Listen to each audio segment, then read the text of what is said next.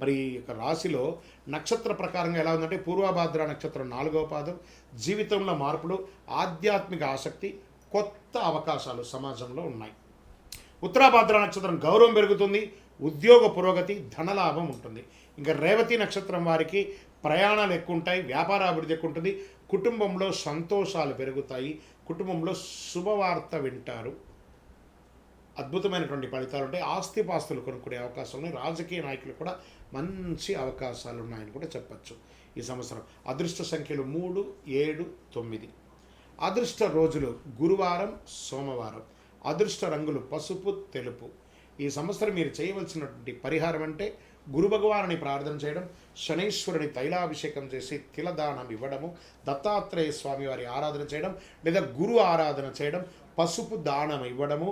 ఇంకను మీ వయస్సు ఎంత ఉందో అన్ని సంఖ్యతో కూడినటువంటి ఒత్తులతో నువ్వుల నూనెతో దీపం వెలిగించండి. ఇంకనూ సకల దోషాలు తొలగి ఆనందంగా ఉండడానికి అతి శక్తివంతమైనటువంటి కరుంగాళిమాలను ధరించండి. 48 రోజులు పూజ చేసింది.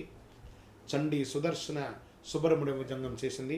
గురుగారు, మేము మా యొక్క వ్యక్తిగత జాతకాన్ని తెలుసుకోవాలనుకుంటున్నాం ఈ కొత్త సంవత్సరంలో అంటే మీ పరిసర ప్రాంతాల్లో ఉన్నటువంటి గురువుని సంప్రదించండి.